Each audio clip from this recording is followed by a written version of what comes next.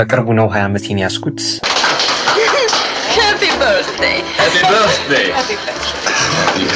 እስከዚህ እድሜ እስከምደርስ ብዙ ያጠፋሁት የተሳሳትኩት ነገር አለ። ከእነሱም ውስጥ በጣም ዋጋ ያስከፈለኝን ወሳኝ የምላቸውን 10 መጥፎ ውሳኔዎች አካፍላችኋል። ቪዲዮን ከመጀመሪ በፊት ግን እናንተ የምትቆጩበት መጥፎ ዲሲሽን ነው ብላችሁ የምታስቡትን ነገር ያደረጋችሁት ነገር ካለ እኔም እንድማርበት ሌሎች ሰዎችም ይህን ቪዲዮ የሚያዩ ሰዎች እንዲማሩበት ኮሜንት ላይ እንድትጽፉት እፈልጋለሁ። የመጀመሪያው መጥፎ ዲሲሽን አይዲዮሎጂ ውስጥ መግባቴ ነው። Money, ideology, coercion, ego.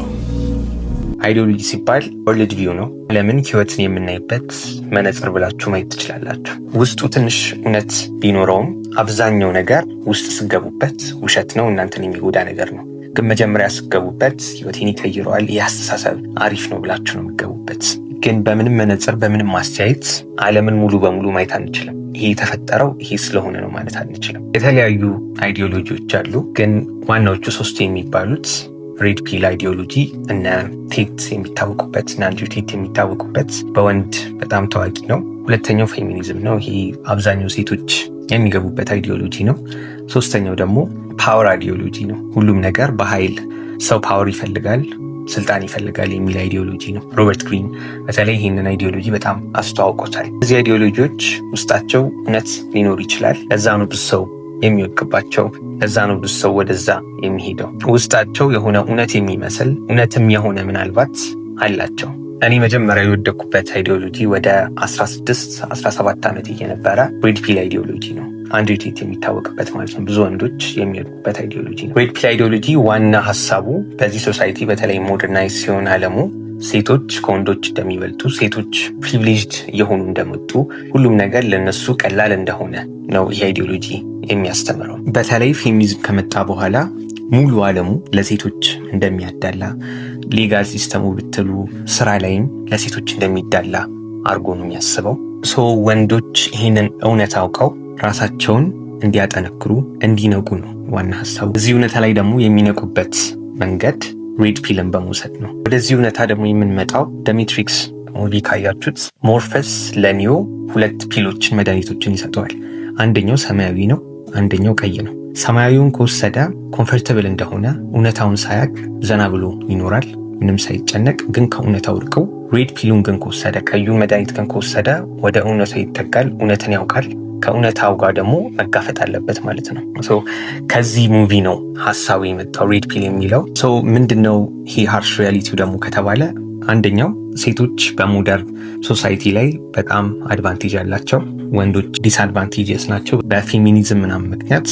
ሁለተኛ ደግሞ ወንዶች የትኛውንም ነገር ለማግኘት ብር ሊሆን ይችላል፣ ሴቶችን ሊሆን ይችላል፣ ራሳቸውን በደንብ ኢምፕሩቭ ማድረግ አለባቸው።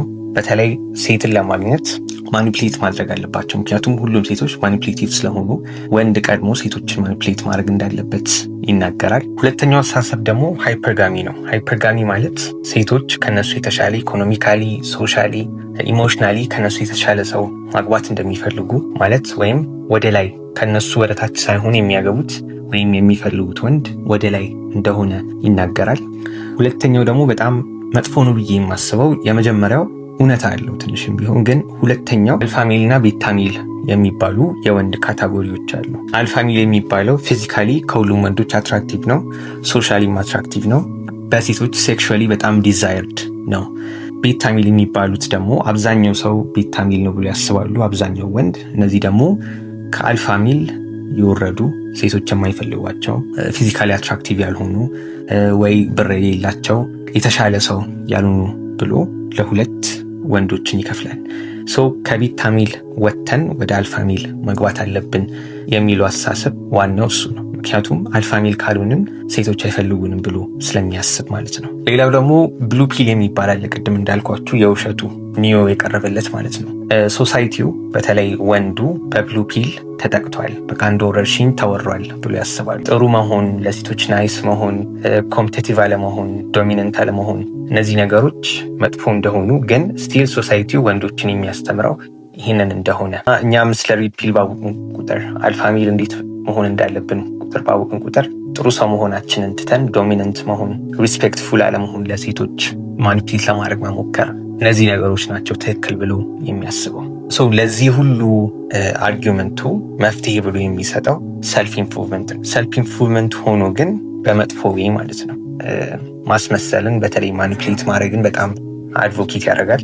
ሴቶች የሚፈልጉት አልፋ ሜል ብቻ ስለሆነ እኛም እንደ አልፋ ሜል መንቀሳቀስ አለብን፣ እንደ አልፋ ሜል መሆን አለብን። ኢቨን ዌልዝን ቢውልድ ለማድረግ አልፋ ሜል ካልሆንን ኢትስ ኢምፖሲብል ብለው ስለሚያስቡ ማስመሰል ማኒፕሌት ማድረግን ነው በአብዛኛው የሚያስተምረው። ግን ሾርት ተርም ምናልባት ሊሰራ ይችላል።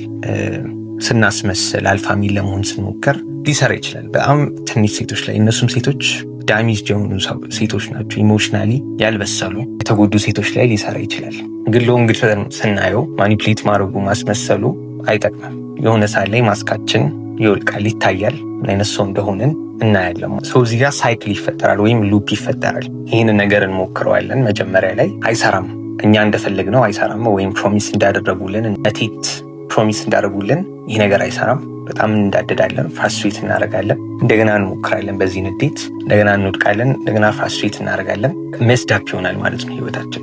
ኢቭን ኢፍ ቢሰራ ጎሉ ይሄ አስተሳሰብ በጣም መጥፎ የሆነበት አንደኛው ምክንያት ወንድን የሚያወዳድረው አንድ ወንድ የተሻለ ወንድ ነው የሚለው ሴቶችን አትራክት ሲያደርግ ነው ብሎ ነው የሚያስበው። ሶ ባይ ኤኒ ሚንስ ሴቶችን አትራክት ማድረግ አለብህ፣ ካላደረግ ወንድ አይደለህም ብሎ ነው የሚያስበው።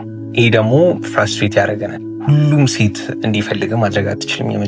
መጀመሪያ ያስመስለ ትንሽ ቢሳካልህም ሎንግ ተርም አይቀጥልም። ምናልባትም ተሳክቶልህ በደንብ ከቀጠልክበት ይህንን ነገር ውስጥ ኢሞሽናሊ አንተ እየተጎዳ ነው የምትሄደው። ምክንያቱም አንተ ራስህ እንዳሉንክ እያወቅከው አንተ ራስህ ሳትሆን ደግሞ ሴቶችን አትራክት ማድረግ ከጀመርክ ሴቶቹንም እየጠላ ትሄዳለህ። በራስህ መተማመን ይቀንሳል። ምክንያቱም እኔ ራሴን ባሳይ እውነቱን ብናገር ሆነስት በሆን ተውኝ ይሄዳሉ።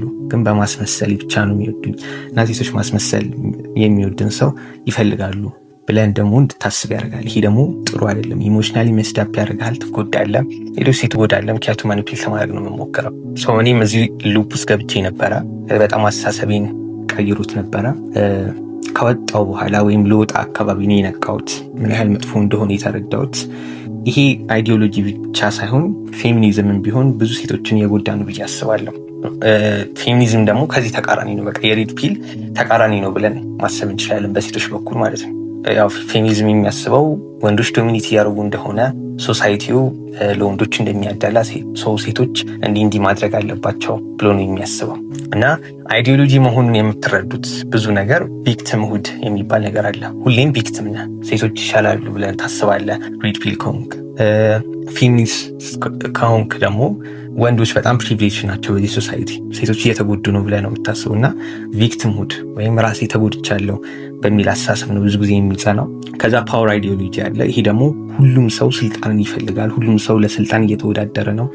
ሰው አንተ እንዲህ ማድረግ አለብህ፣ እንዲህ ካላረግ ስልጣን አይኖርህም፣ ህይወት የተመሰቃቀለ ይሆናል የሚል አስተሳሰብ አለው። እነዚህ በሙሉ ዓለምን የምናይበት መነጽር ናቸው። ሰው በተቻላችሁ አቁም አሁንም አይዲዮሎጂ ውስጥ ካላችሁ፣ የትኛውም አይዲዮሎጂ ውስጥ ካላችሁ አጥኑ። 100% እውነት ላይሆን ስለሚችል ስላልሆነም ብዙ ጊዜ አይዲዮሎጂ 100% እውነት አይደለም እና የጎዳናል ሎንግ ተርም። እና አይዲዮሎጂ ውስጥ ካላችሁ እስኪ ራሳችሁን፣ አስተሳሰባችሁን ምን እያደረጋችሁ እንደሆነ በተለይ አክሽናችሁን፣ ሁሌም አቴንሽን እየፈለጋችሁ ነው፣ አትራክት ለማድረግ እየፈለጋችሁ ነው፣ ወንድንም የምትለኩት ባለው ሴት ከእሱ ጋር ሆነ ነው ምናምን የሚለውን አስተሳሰብ ራሳችሁን ይዩትና ከዚህ አስተሳሰብ ለመውጣት ሞክሩ።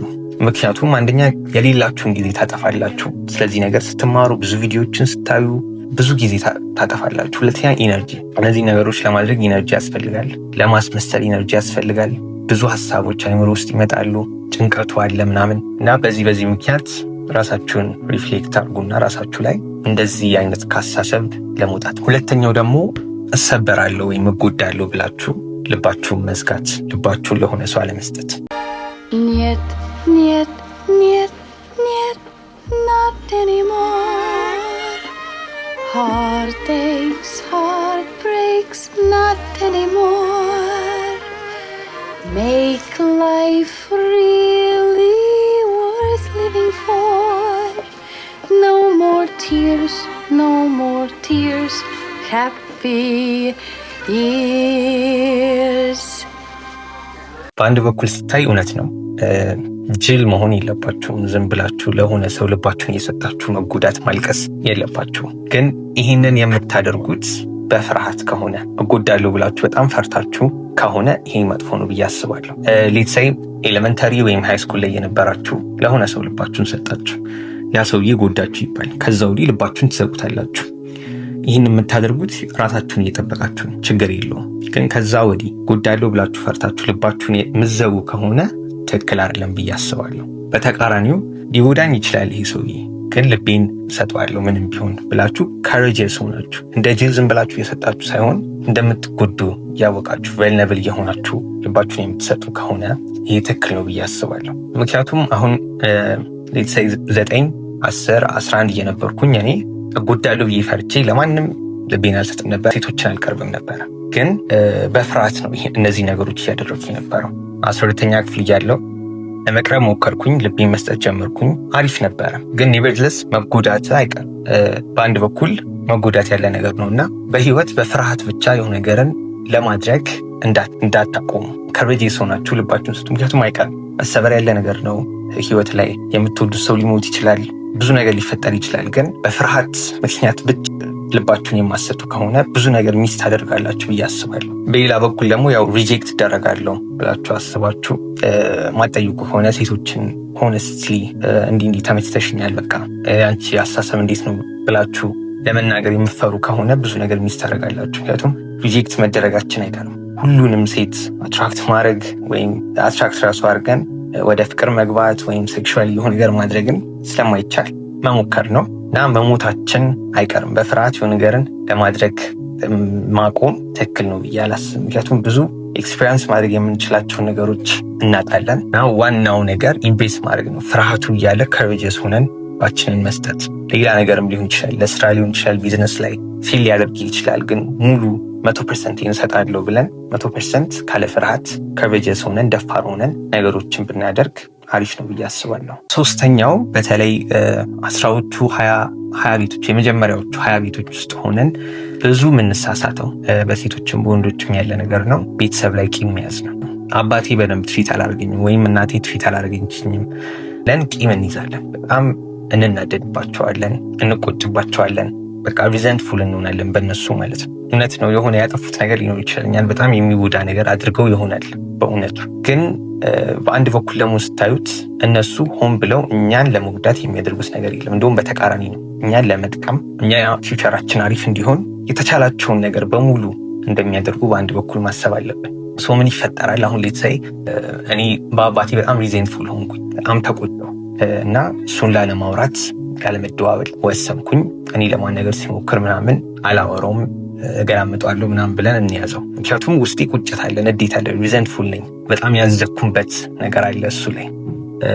በአንድ በኩል ስታዩት በቤተሰባችን ላይ በጣም የምንቆጭበት ሪዘንትፉል የምንሆንበት ምክንያት ስለምንወዳቸው ነው። የማንወደው ምንም ለእኛ ጥቅም የሌለው ሰው ቢሆን ኖሮ ምንም አይመስለንም ነበር። ከዛ 24 25 ከቤት ወጣው ምናምን ሚስት አገባው ምናምን ሌሳይ 27 ወይ 28 ላይ አባቴ ሞተ። ይሄኛውን ታይም ቴብሉን በጣም አርቄው ነው ምንም ሳላወራው ብዙ ሳላነጋግረው አባቴ ሞተ ይባላል። ልክ ከሞተ በኋላ ነው የምትነቁት። ምኑኝ ነው እስካሁን ይቅርታ ማድረግ እየቻልኩኝ አባቴ ሆኖ ወይም እናቴ ሆና እንዴት ላለማውራት ፈለግኩኝ፣ እንዴት በጣም እንደዚህ ሪዘንትፉል ሆንኩኝ ብላችሁ ራሳችሁን የምትቆጩት እና በጣም መርሳት የሌለባችሁ ነገር ባደጋችሁ እድሜያችሁ በሄደ ቁጥር አባት እናቶቻችሁ እያረጁ ነው የሚሄዱት። ፕሮባብሊ ከእናንተ ቀድሞ ነው የሚሞቱት። ደግሞ ሪያሊቲ ነው። አምና ሴይንግ በቃ እያማረቱት ምናምን ሳይሆን መሞታቸው አይቀርም፣ ያውም በቅርቡ ማለት ነው። ባደጋችሁ ቁጥር እነሱ እያረጁ ነው የሚሄዱት እና ሪዘንትፉል ሆናችሁ በእነሱ አዝናችሁ ቂም ይዛችሁ ምንም የምትጠቀሙት ነገር የለም። እንደውም ብዙ ከእነሱ ጋር ማሳለፍ ያለባችሁን ጊዜ፣ እነሱን ምናልባትም ማገዝ ያለባችሁን ጊዜ ሪዘንትፉል ሆናችሁ እነሱ ምንም ሳታገዙ ሳታስደስቷቸው እናንተም ሳትደሰቱ በእነሱ ምክንያት ጊዜው አልፎ ትለያያላችሁ እና ይሄ ደግሞ ጥሩ አይደለም። እኔም ያለፍኩበት ነገር ነው ይመስለኛልም። ብዙ ሰው እንደዚህ ያለፈ ሰው እንደዚህ አትሁኑ፣ ይቅር በሉ፣ ተመልሳችሁ ከእነሱ ጋር ለማውራት ለመገናኘት ሞክሩ የሚሉ ብዙ ሰዎች አሉ እና በአንድ ምክንያት ብቻ ደግሞ ሰው መወሰን አይደለም። አንድ ጥፋት አጥፍቶ ይሆናል፣ በቃ ይቅርታ። እናንተ እኮ ያጠፋችሁት ሊበዛ ይችላል ከነሱ በላይ እና ይቅርታ ተባብላችሁ ተመልሳችሁ ከአባት ከእናቶቻችሁ ጋር ጊዜ ማሳለፍ፣ ማውራት፣ መነጋገር አለባችሁ። ምክንያቱም ይሞቱባቸዋል። አራተኛው ደግሞ ሁሌም ብቸኛ መሆንና ሁሌም ከሰው ጋር መሆን፣ ከጓደኞች ጋር መሆን። የሆነ ሰሞን ላይ እኔ ሁሌም ብቻዬን ከቤት አልወጣም። በወጣ ራሱ ብቻዬን ነው የምወጣው።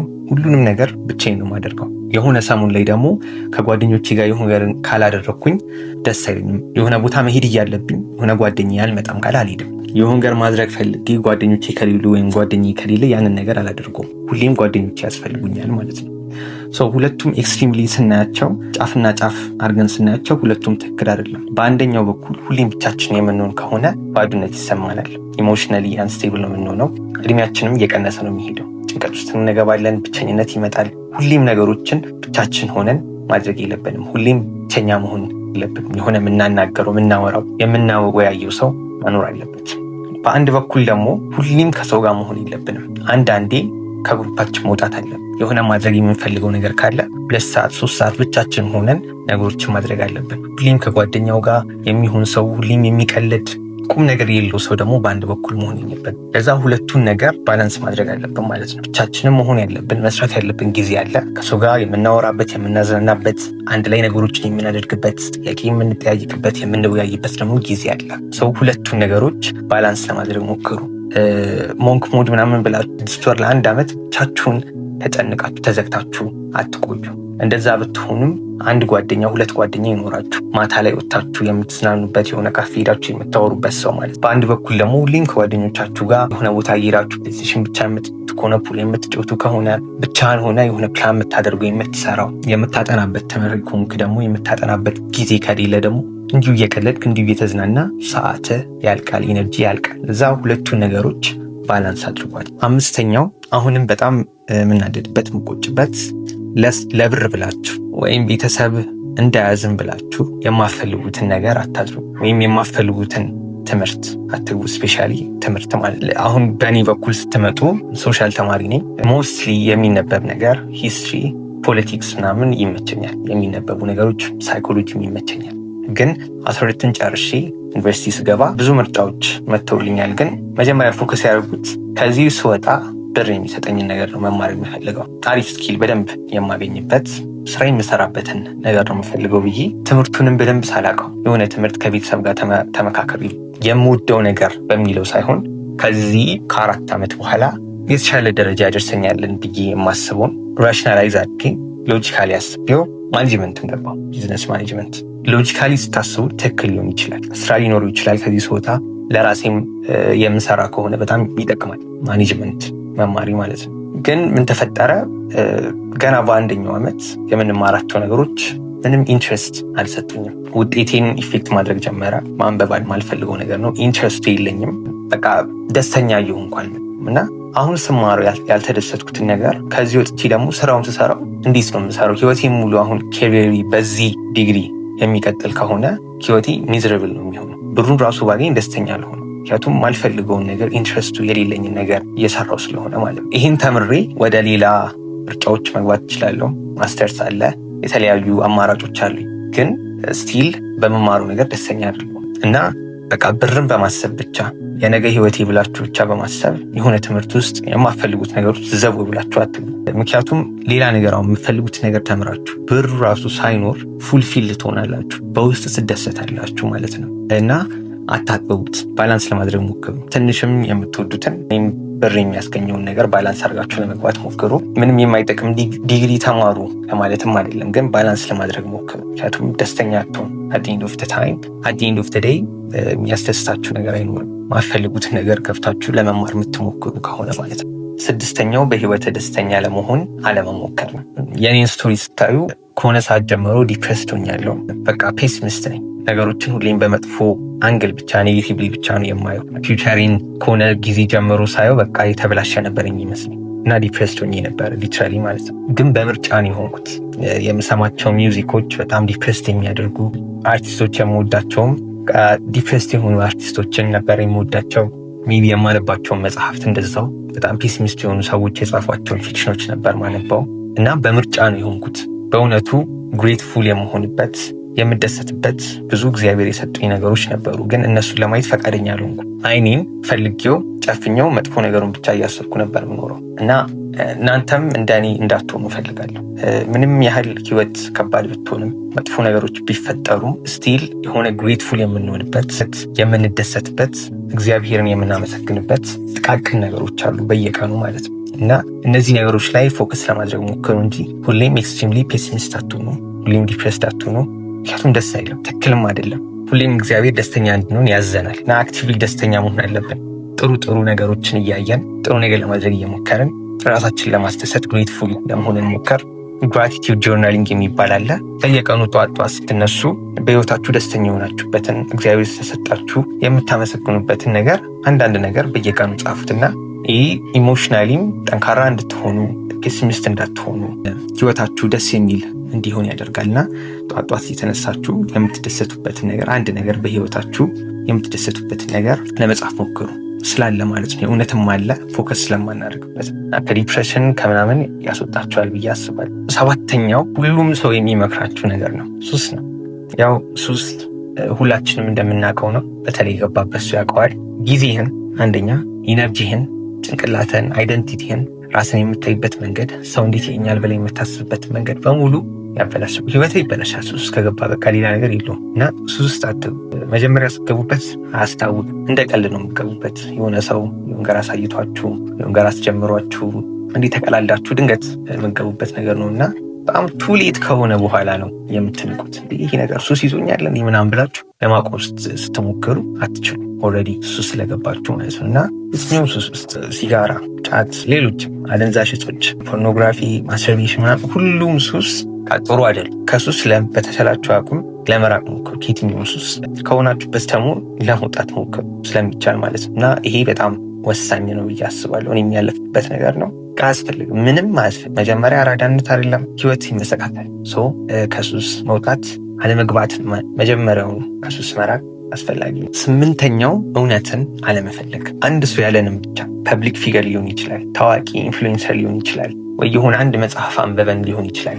እሱ ያለውን ብቻ ተቀብለን ሌላ ነገር ከራሳችን ማራቅ ትክክል አይደለም። እውነትን መፈለግ በጣም ጊዜ የሚፈጅ ብዙ ትራያል ኢረር ያለበት ሰፈሪንግ ያለበት ነገር እና ስንወለድ የሆነ ሃይማኖት ውስጥ ሆነን ወይም የሆነ አስተሳሰብ ውስጥ ሆነን ከተወለድን ያ እውነት ነው ማለት አይደለም። እውነትን ሁሌም ለመፈለግ ሞክሩ። ሁሌም ጥበብን ለመፈለግ ሞክሩ። ሁሌም ነገሮችን ለማንበብ ለማወቅ ሞክሩ። በተለይ ከእናንተ ተቃራኒ የሆኑ አስተሳሰቦች፣ ምክንያቱም እዛ ጋ ነው ልዩነቱ የምታዩት ማለት ነው። ከእናንተ ተቃራኒ የሆኑ አስተሳሰቦችን ቮለንተሪሊ ለማወቅ አርጊው ለማድረግ ሞክሩ። ይህ ነው ትክክለኛው እውነትን ለማወቅ ጥበብን ለማወቅ የሚረዳን ነገር። እውቀት የሚመጣው በጉዳት ነው። የድሮ አስተሳሰባችን ስንወጣ በቃ ያማል፣ ያስጠላል። ልክ እንደ ሪሌሽንሺፕ ማለት ነው። ካወቃችሁት ሰው ጋር ስትለያዩ እንደሚያማው ከሆነ አስተሳሰብ እውነት ነው ብላችሁ ከምታስቡት አስተሳሰብ ስትወጡ ያማል፣ ሊደብር ይችላል። እና ሁሌም እውነትን ለማወቅ ነገሮችን ለማንበብ ሪሰርች ለማድረግ የሞከራችሁ እውነትን ለማግኘት ሞክሩ። እውነትን ማግኘት ቀላል አይደለም። ከብዙ ሰው ተቃራኒ ልትሆኑ ትችላላችሁ።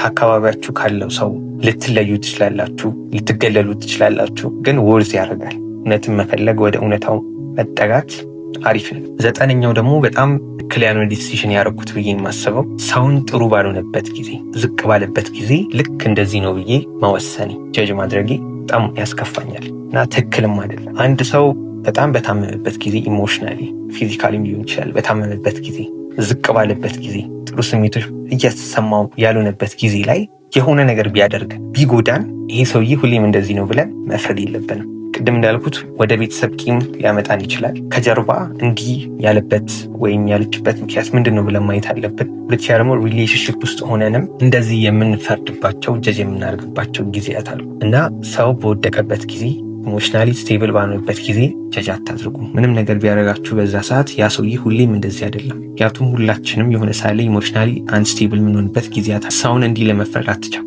ትክክል ስላልሆነ ማለት ነው። 10ኛውም ለእናንተ ልስጣችሁ።